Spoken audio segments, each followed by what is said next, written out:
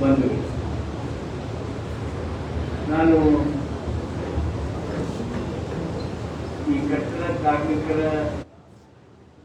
ಸಂಘಟನೆಗಳನ್ನ ಮೇ 1ನೇ ತಾರೀಕಿಗೆ ಈ ಕೆಲಸವನ್ನು ಮಾಡುವಾಗ ಈ ಕಾರ್ಯಕ್ರಮವನ್ನು ಹಮ್ಮಿಕೊಂಡಂತ ಸಂದರ್ಭದಲ್ಲಿ ಇವತ್ತು ಮಾತ್ರ ಇಂಗ್ಲಿಷ್ನಾಗ ಅಂತಾರ ದ ಕಾಸ್ಟ್ ಆಫ್ ರಿಪಿಟೇಷನ್ ಹೇಳ್ತೇವೆ ಅಂತ ಅಂತೀವಿ. ಆ ವರ್ಷನೂ ಹೇಳಿದ್ದೆ, ಅಷ್ಟು ವರ್ಷನೂ ಹೇಳಿದ್ದೆ.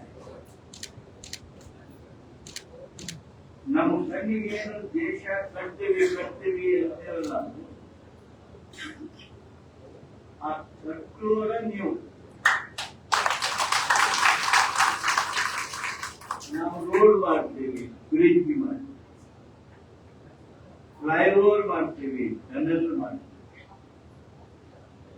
ಕಾಲೇಜ್ ಕಟ್ಟಡ ಕಟ್ತೀವಿ, ಗುಡಿ ಕಟ್ಟಡ ಕಟ್ತೀವಿ, ಗುಡಿ ದುರಸ್ತಿ ಮಾಡ್ತೀವಿ, ಮ್ಯೂಸಿಯಂ ಮಾಡ್ತೀವಿ. ಏನ ಅಂತವಾಗಿರ್ತಕ್ಕಂಥದ್ದು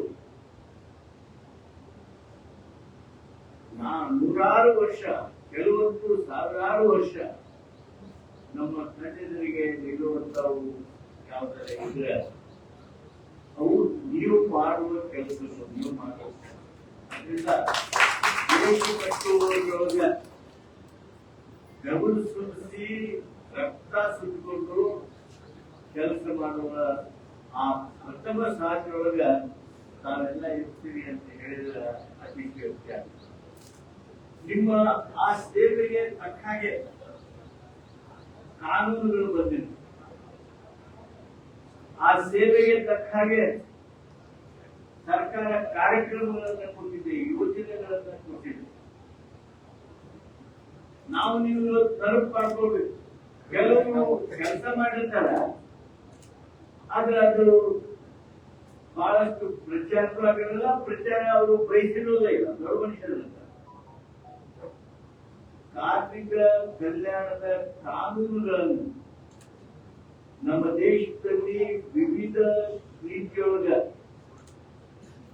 ತರೋದಕ್ಕೆ, ಬರೋದಕ್ಕೆ ಯಾರ ಕಾರಣ ಆಗಿದ್ರು ಅಂದ್ರೆ ಅಂದು ಕಾರ್ಮಿಕ ಸಚಿವರಾಗಿರ್ತಕ್ಕಂಥ ಆಸ್ಕರ್ ಫರ್ನಾಂಡಿಸ್ ಅವರು. ಆಸ್ಕರ್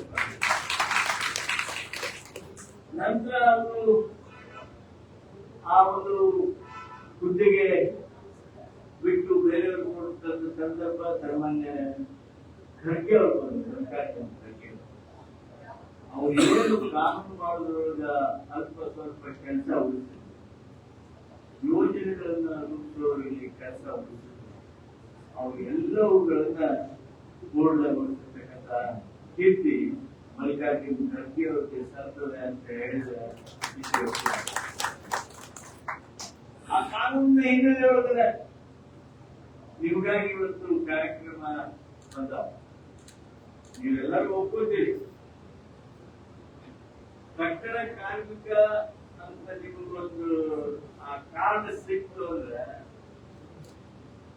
ನಿಮಗೊಂದು ಸರ್ಕಾರಿ ನೌಕರಿ ಸಿಕ್ಕ, ನಿಮಗೇನಾದ್ರು ತೊಂದರೆ ಆಗಲಿ ಆ ಕಾರ್ಡ್ ನಿಮ್ಗೆ ನೀವು ಮಾಡಿರ್ತಕ್ಕಂಥ ಸೇವೆಗೆ ದೇವರು ಕೊಟ್ಟಿರ್ತಕ್ಕಂಥ ಶ್ರೀರಕ್ಷೆ ಆಗಿ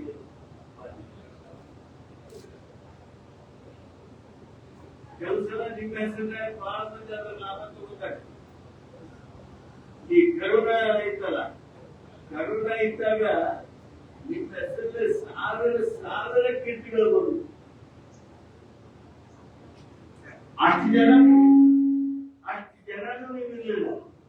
ಅವಾಗ ನಮ್ಮ ಗದಗಂತ ಗದಗ ಸಹಿತ ಕರೋನಾ ಬರ್ತಕ್ಕಂಥ ಸಂದರ್ಭದೊಳಗೆ ಅವ್ರಿಗೆ ನಿಮ್ಮ ಕಿಟ್ಗಳನ್ನ ಅದು ಕರೋನಾ ಇರಲಿ, ಅದು ಆಕ್ಸಿಡೆಂಟ್ ಇರಲಿ, ಅದು ಆರೋಗ್ಯ ಇರಲಿ, ಅದು ಶಿಕ್ಷಣ ಇರಲಿ, ಅದು ನಿಮ್ಮ ಮದುವೆಗಳಿರಲಿ, ಎಲ್ಲವುಗಳಿಗೆ ಸೂಕ್ತವಾಗಿರ್ತಕ್ಕಂಥ ಕಾರ್ಯಕ್ರಮವನ್ನು ನಡೆಸೋದು. ಇಲ್ಲಿ ನಮ್ಮ ನನಗಂತೂ ಇತ್ತೀಚೆಗೆ ನಮಗೆ ಕಟ್ಟಡ ಕಾರ್ಮಿಕ ಅಂತೇಳಿ ಕಾರ್ಡ್ ಕೊಡೋದು ನೋಡ್ರಿ ಅಂತೇಳಿ ಯಾರು ಬಂದು ಕಂಪ್ಲೇಂಟ್ ಮಾಡಿಲ್ಲ. ಯಾರು ಕಂಪ್ಲೇಂಟ್ ಇತ್ತೀಚಿನ ರೂಲ್ಸ್ಗಳನ್ನು ಅರ್ಥ ಮಾಡಿಲ್ಲ. ಆ ಕೆಲಸದ ಸ್ನೇಹಿತರು ಸಹಿತ ಯಾರು ಒಂದು ಅರ್ಜಿ ತಗೊಂಡು ನನಗೆ ಹಿಂಗ ಅನ್ಯಾಯ ಆಗೈತಿ ನನಗೆ ಕೊಟ್ಟಿಲ್ಲ ಅಂತ ಯಾರು ಅಂದ್ರೆ ಸುಮೃತಕ್ಕೆ ಆ ಕಾರ್ಯಗಳನ್ನ ಎಡವಿನೇ ಆಗ್ತದ ಅವ್ರಿಗೆ ಮುಗಿಸೋದಕ್ಕೆ ಯಶಸ್ವಿ ಆಗ್ಯಾರ ಅಂತ ತಿಳ್ಕೊಳ್ಳಿ. ಆದ್ರೂ ನಾನು ಈ ಕಟ್ಟಡ ಕಾರ್ಮಿಕರ ಸಂಘಟನೆಗೆ ಹೇಳೋದಕ್ಕೆ ಬಯಸ್ತೇನೆ, ಯಾರಿಗಾರ ಕಾರ್ಡ್ ಸಿಕ್ಕಿಲ್ಲ ಅಂದ್ರೆ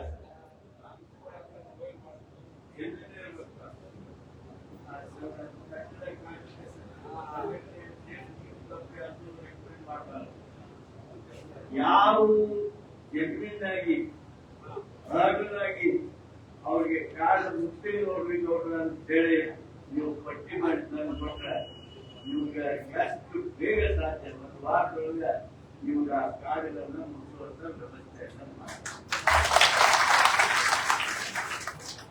ಮತ್ತು ಕಾರ್ಮಿಕ ದಿನಾಚರಣೆ ಬಹಳ ಸಂತೋಷದಿಂದ ನಿಮಗೆ ಹೇಳುವರಿಗೆ ಹೇಳಿದ್ದಾರೆ. ಅಂದ್ರೆ ಶುದ್ಧ ಜಯಂತಿ ಬುದ್ಧ ಜಯಂತಿ ಬುದ್ಧ ವಿವರ ಮಾಡ್ತೇವೆ ಅಂತ ಹೇಳಿದ್ರಿ. ನಾವೆಲ್ಲ ಸರ್ಕಾರದಾಗ ಅರ್ಜಿಗಳೊಳಗೆಲ್ಲ ಗ್ಯಾರಂಟಿ ಕೊಟ್ಟು ರೊಕ್ಕಿಲ್ಲ, ಅಭಿವೃದ್ಧಿಗೆ ರೊಕ್ಕಿಲ್ಲ ನಾವು ಅಂತೀವಿ, ನೀವು ಹೇಳೋಕ್ಕಿಲ್ಲ ಒಂದು ಯೋಜನೆಯನ್ನ ಘೋಷಣೆ ಮಾಡ್ತಿದ್ದೀವಿ ಅಂತ ಅವ್ರು ಅನ್ಬೋದು.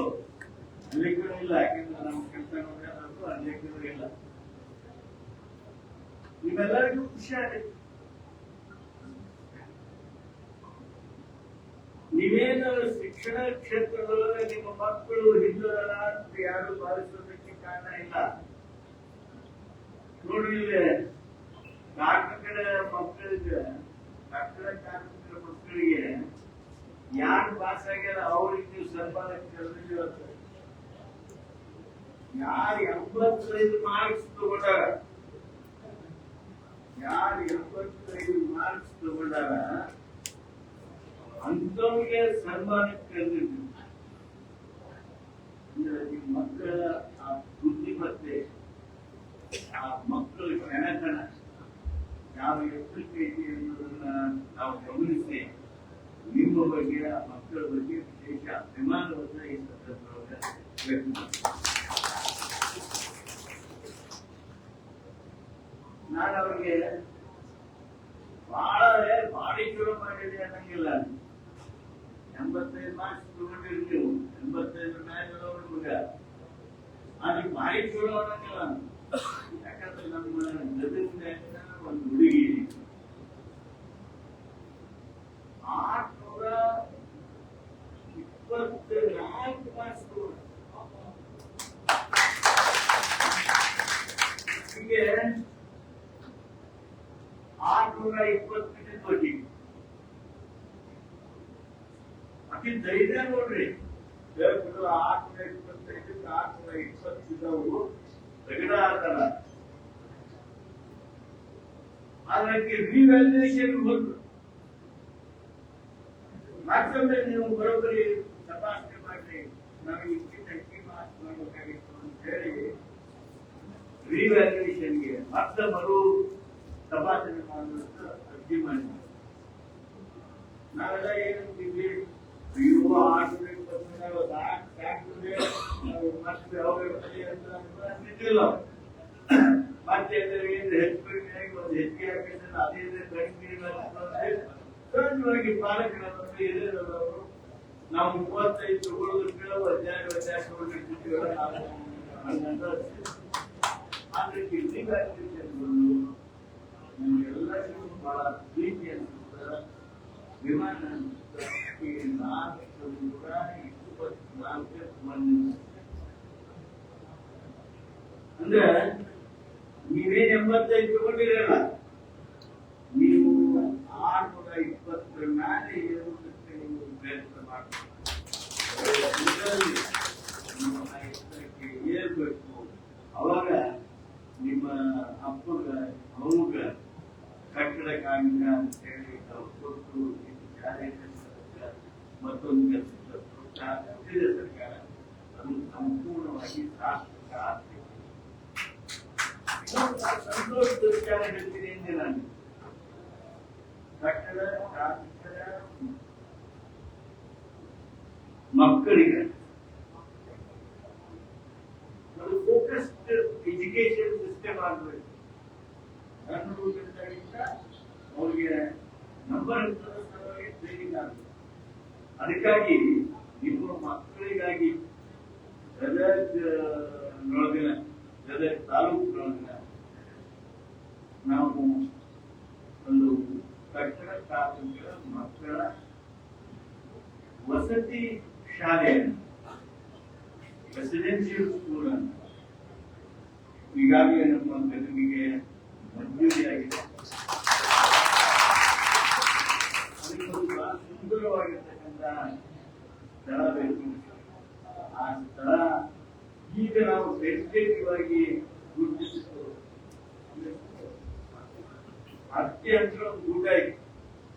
ಅಲ್ಲಿ ಒಂದು ನವನಗರ ಶಾಲೆಗೆ ಕೊಟ್ಟಿವಿ, ನವೋದಯ ಶಾಲೆ ಕೊಟ್ಟಿವಿ, ಇನ್ನೊಂದು ಮೈನಾರಿಟಿ ಸ್ಕೂಲಿಗೆ ಕೊಟ್ಟಿವಿ.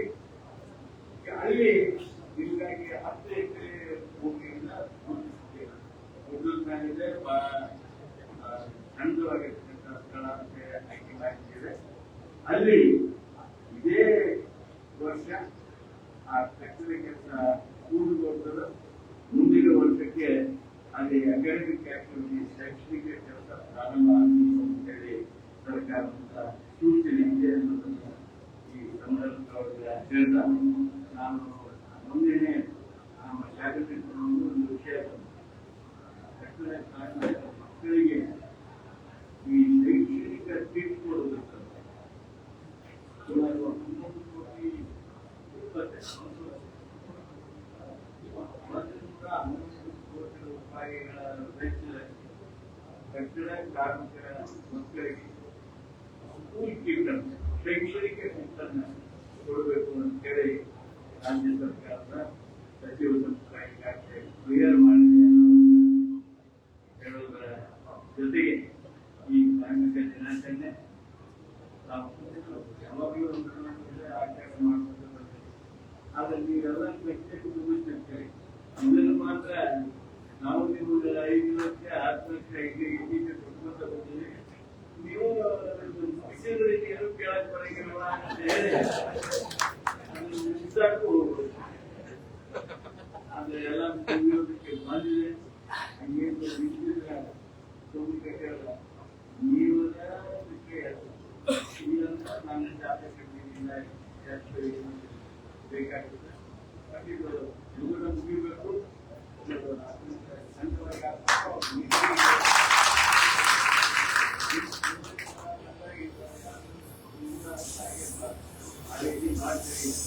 ಈಗಾಗಲೇ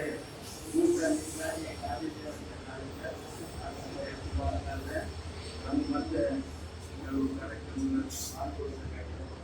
ಅದರಿಂದ ಶಿಕ್ಷಕರಿಗೆ ಸ್ವಾಮೀಜಿಯವರ ನಮ್ಮ ವಿಶೇಷ ಅನುಮತಿಯನ್ನು ಕೇಳಿ